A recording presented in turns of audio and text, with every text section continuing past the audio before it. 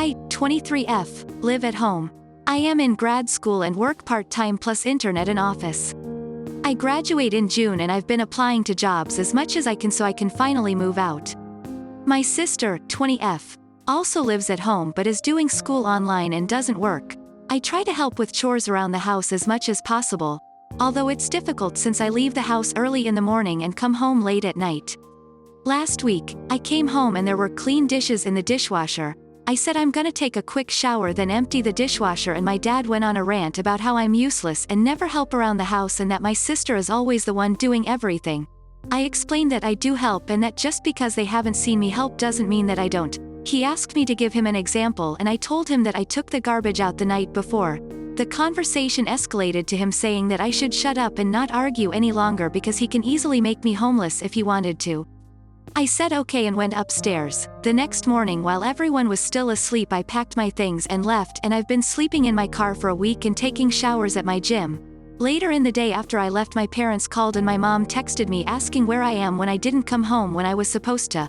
I didn't reply and blocked my entire family's numbers and social medias and haven't spoken to them since.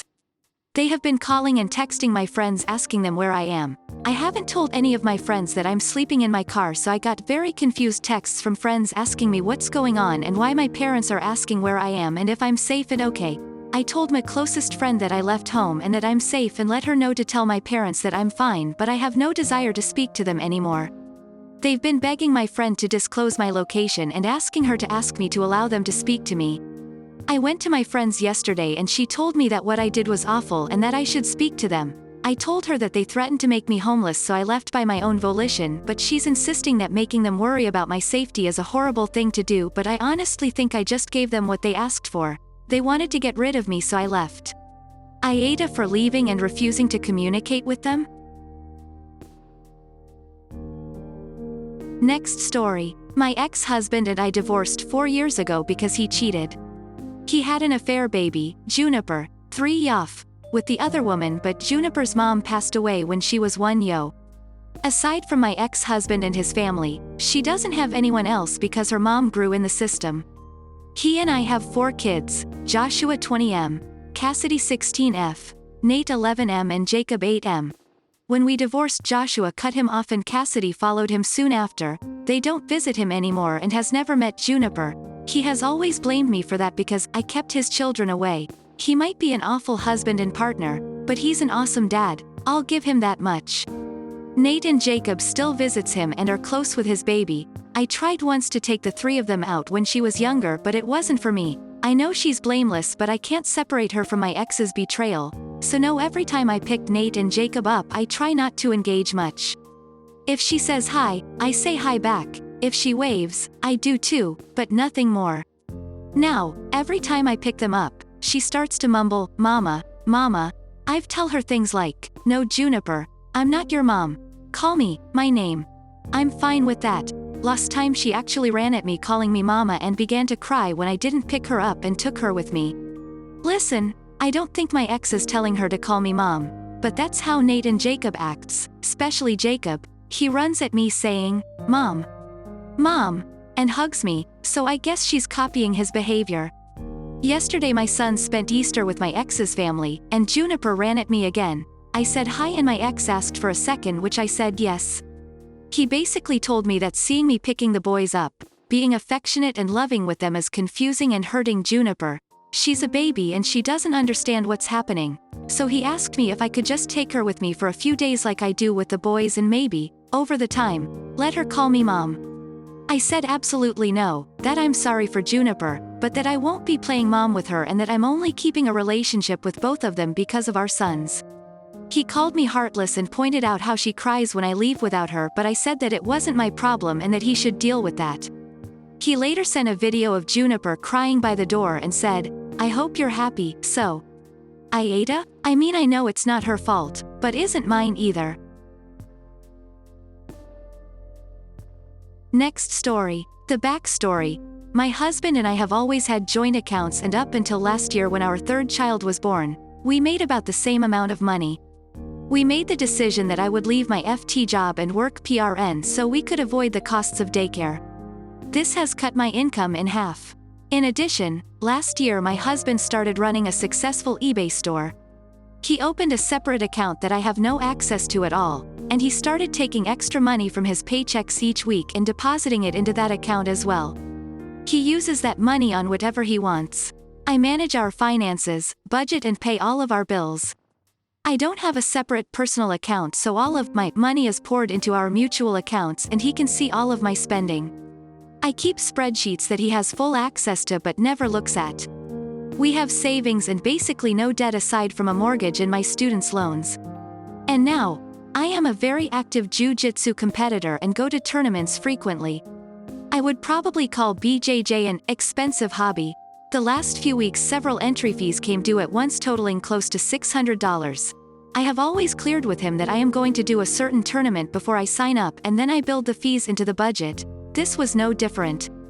And other than jiu-jitsu I don't really spend money on anything else. He texted me while I was at work yesterday saying, "Not really happy about your excessive spending recently. I think you should get your own account with an allowance to pay for this stuff."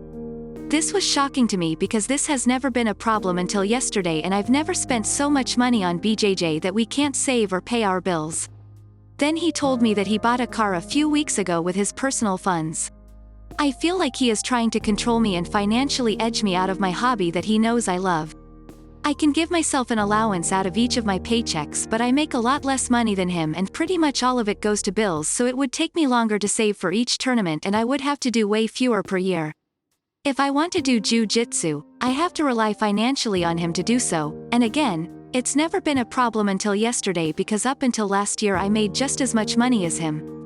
Our mutual decision for me to leave my job only affects my paycheck. He can spend money on whatever he wants, like a car, without any oversight or accountability because he has his eBay store that he makes money from each month. He never tells me, but I'd say it's prob about $1,000 per mo. Anyway, it started a big fight. He said he doesn't have to rely on me financially for his hobbies, so I shouldn't have to rely on him financially for mine, that our mutual money should go to bills and the kids only. Next story. I, 38M, am a father to 2 boys, Andrew 14M and Marshall 12M. Yesterday my parents held an Easter gathering at their house. Me, my parents, and my 4 siblings and their kids were all invited. Marshall told me that he was planning on wearing what he wore to church to my parents' place, a suit and tie. My wife and I reminded Marshall that everyone was gonna be dressed more casually, but he said he didn't care. I wasn't too surprised, because Marshall has always been kind of a sharp dresser. All of my siblings and their kids were there when we arrived, including my sister, Sarah, 44F, who I never really got along with. Her twins, both 16M, and daughter, 14F, were also there. Sarah spoils her kids rotten and they've always been super bratty because of that. Every family gathering they're always pretty rude to their cousins and they always act super entitled. Unsurprisingly, Sarah's kids were relentlessly picking on Marshall for choosing to wear a suit when almost everyone else was dressed more casually. I could tell it really bothered Marshall, but he did his best to not let it get to his head. He did his best to ignore them and he just hung out with Andrew and his cousins that he gets along with. At around 4:30, we all gathered for dinner outside. Sarah's kids kept picking on all of their cousins the whole time, but especially Marshall, because of his choice to wear a suit. Again, he did his best to ignore them, but I still felt really bad. For dessert, my mom made strawberry and chocolate milkshakes for everyone in 2 large blenders that she had. When everyone there was done, there was still about a half blender of chocolate milkshake and a quarter blender of strawberry. Sarah's kids decided it would be funny to dump them on Marshall and ruin his suit, so that's exactly what they did. Poor Marshall was super embarrassed afterwards and ran away crying. My wife went to go chase him and calm him down. I had enough at that point, so I grabbed Andrew and left. I sent Sarah the dry cleaning bill and told her that I am expecting her to pay it, and that if the dry cleaners can't fix Marshall's suit, then she will have to reimburse me for the suit, along with the dress shirt and tie, as well, because she acted like it was no big deal that her kids decided to bully Marshall for no reason. She then told me that she doesn't think that she should have to reimburse me and that I'm a terrible father for having my son wear a suit to a casual gathering. I blew up at her, telling her that she has no business in saying how my son should dress and that she needs to learn how to discipline her bratty teenagers and that she needs to stop spoiling them. I do feel like that may have been uncalled for. My parents and all of my other siblings are all on my side, believing that Sarah should reimburse me, but they do believe that I should have had Marshall dress more casually. I disagree though, because there's nothing wrong with Marshall wanting to look his best.